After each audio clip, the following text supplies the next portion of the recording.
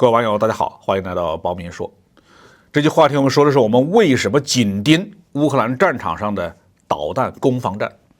从5月16号晚上开始，乌克兰呢上演了一出近些年来罕见的防空攻防作战。从社交媒体上流传的视频中，我们可以看到基辅的爱国者导弹阵地连续发射了30枚左右的导弹，随后呢，阵地方向的地面上发生了几次爆炸。在第二天白天，又有一些照片被乌克兰的网民上传到社交媒体，包括一枚较为完整的爱国者3导弹的残骸落在地面上，还有一些疑似俄罗斯导弹碎片的照片。各国官方对这次导弹攻防战的说法不一。乌克兰的官员表示，他们击落了来袭的全部18枚俄罗斯的导弹和无人机，其中包括6枚哈47匕首高超音速导弹，9枚有军舰发射的口径巡航导弹和3枚陆基弹道导弹和几架无人机。俄罗斯国防部在社交媒体 Telegram 的账号上宣称，俄罗斯联邦国防部对乌克兰防空部队以及西方国家提供的弹药、武器和军事装备库发动了远程精确制导的空基和海基武器的联合攻击。攻击的目标已经达到，所有指定的目标呢都已经被摧毁。美国制造的爱国者地对空导弹系统在基辅被匕首高超音速滑翔弹击中。5月17号，俄罗斯国防部发言人宣布，在5月16号夜间，俄罗斯的匕首高超音速导弹系统打击了基辅的防空导弹阵地，一部多功能雷达以及5部爱国者导弹的发射架被击中并被完全摧毁。俄乌双方都对对方的说法嗤之以鼻，称对方在制造虚假信息。美国国防部则声称，可能有1-2部爱国者的导弹发射架受损，但不确定是否被摧毁。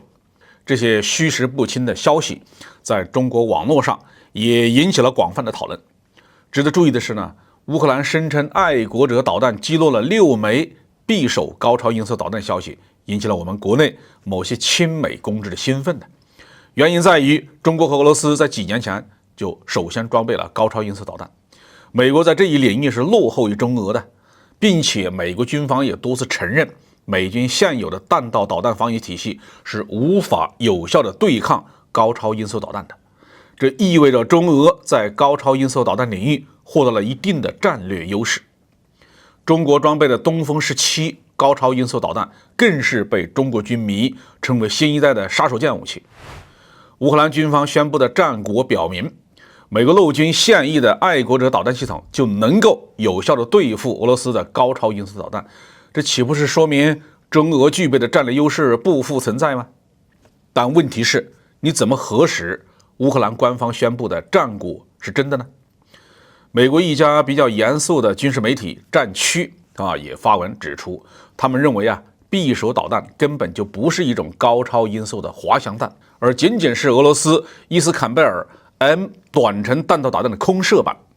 末端的速度可能超过5马赫，达到了高超音速的性能。但是高超音速滑翔弹是另外一种完全不同的武器，他们不清楚所谓的匕首是高超音速导弹是俄罗斯官方放出来的虚假信息，还是在翻译中的失误。弹道导弹的末端飞行轨迹是固定的抛线的弹道，当前的弹道导弹防御系统呢，它是有能力拦截的，这包括美军的爱国者3、萨德和标准3、标准6这些导弹呢都能拦截。但是高超音速滑翔弹的飞行轨迹是不固定的，而且可以做出较大的机动动作。美军承认目前的技术是拦不住的。我们认为战区的判断呢有一定道理，也就是说匕首并不属于高超音速的滑翔弹。匕首的双锥体弹头虽然理论上也能够做高超音速的滑翔飞行，但是机动性能呢不如东风17那样的楔形升力体弹头，或者在攻击爱国者导弹阵地的时候压根儿就没有进行机动。我们之所以紧盯5月16号夜间的这一场导弹攻防战的战果，是因为呢，真正的高超音速导弹的实际打击能力急需实战的检验。所以乌克兰战场上发生的一切事情都是有意义的，但是呢，我们必须要得到真实的情况。好，这期话题就说到这里。